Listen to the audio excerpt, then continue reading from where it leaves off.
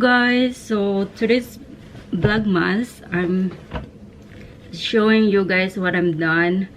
So finally, natapos ko na yung jeans ko. Pinipix ko siya guys kasi nasira yung zipper. So yan. So I used the this kind of zipper. I was ordered this at Walmart store, and well, it's, I think, was less than $1 or $1 something. So only one. It says two black, so it means 2 pieces, but I only received one zipper, so I'm not really sure. And this is pretty long. It's 9 inches and 23 centimeter. So what I did, kasi sobra siyang haba, so pinofold ko siya dito sa likuran like that. I fold it kasi if I don't fold this, it's going to be hanging on this front, and probably if I letting it hanging, it will not comfortable.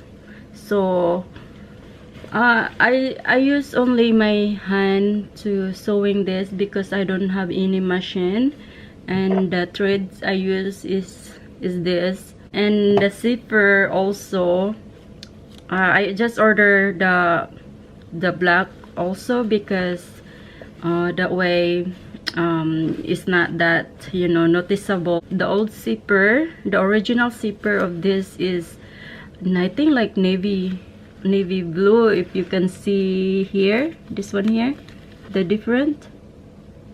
By the way, I really love it. I was thinking to throw these jeans away if I cannot fix it, and I tried to fix because it's my favorite.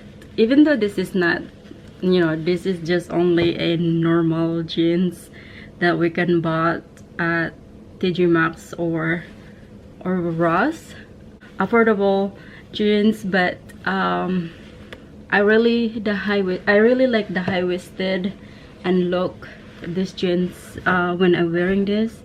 So pakita ko sa inyo, I'm going to show you what's look like when I'm wearing this, because it's quite a while I haven't wear this one because that was broken zipper. My daughter was putting this on, then when she's, you know, I don't know, it just happened. Anyway, already fixed.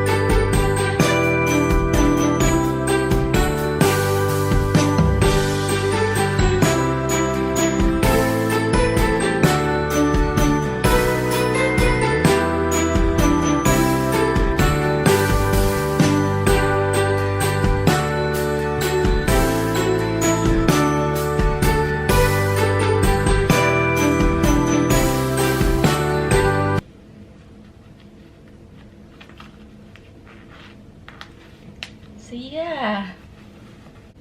So yan guys, I fix